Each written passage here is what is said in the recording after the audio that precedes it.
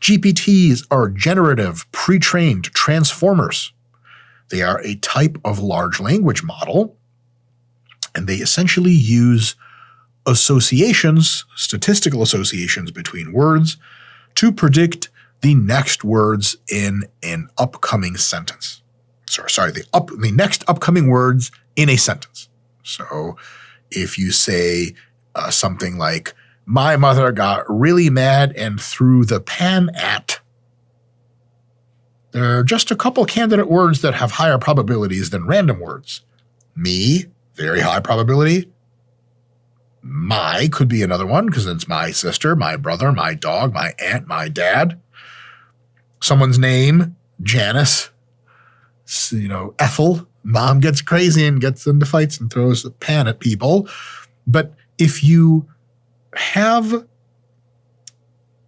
a really powerful AI neural network, parse enough text data, basically if you feed it enough text data, it reads enough of the internet. And I don't know if you've seen the internet lately, if you've perused the web, surfed the web, but there's a lot of text data. People have written about almost everything on the internet, and a lot of it, and with redundancies too. It turns out that it can start to link words statistically. It can start to take words and cluster them statistically into descriptions of concepts. And it can cluster concepts into descriptions of concepts that have multiple components. For example, in how many words has a car tire been described?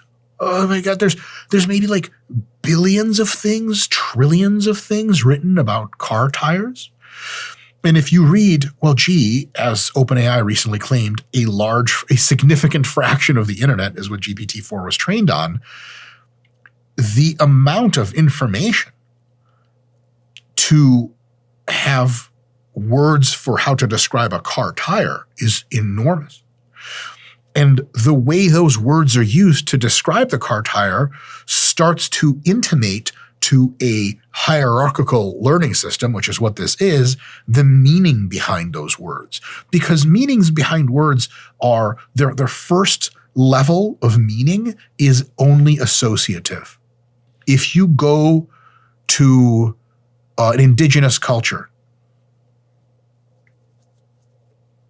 let's say they speak Russian. You guys don't know Russian. Maybe you do. There's a Russian movie my dad made me watch. It was terrible. Was it called Akhlamon? Akhlamon, that was like the name of some dog. It was awful. It had its perks. It was terrible. Let's say you go to this indigenous culture and someone points to a dog and you're like, and they're like, Akhlamon, Akhlamon. And you're like, point to a dog, Akhlamon. And you go, you point to a cat and you're like, Akhlamon. They're like, okay. You point to another dog and they're like, Akhlamon, Akhlamon. They're like, oh, Akhlamon, dog. They're like, dog. That's it. You're translating now. Because all you did was associate this thing with this word. For a GPT, a large language model, at first it just compares statistics. But you give it enough of a data set, and all of the words for dog start to be used in similar places, statistically interchangeably. Dog, mutt, wolfie. Scott the video guy, what else we got for dog? Spot as a dog's name. Totally. Then it ends up building an awareness around this concept of a dog. There's all these words associated with it. And it builds this concept of dog just statistically through with another concept of cat and another concept of home. How much has been written about dogs and cats living in homes? Oh my God. So what ends up happening is this machine intelligence, because it reads essentially not almost everything, but a huge fraction of everything that's ever been written, it auto-translates this. By the way, it can auto-translate anything. There are large language models now trying to decode whale language, and they're probably going to succeed because all languages at their fundamental core are associative things. Something associates with this. Cat and dog have some sort of relationship. Dog, as far as the word itself, as far as other words, dog leash, dog food, dog owner. And of course, there's also image stuff. We won't even get to that today. But what ends up happening is the model builds hierarchical relationships and starts to really demonstrate true understanding of what it's examining as far as text. Because after it trains for a long time on a ton of text, and it has a new piece of text data introduced to it, you say, my name is Mike and I'm a happy person. What do you think about that? Chat GPT, send. It knows my name is going to be followed up by a name. Mike, it for sure knows that's a normal human name.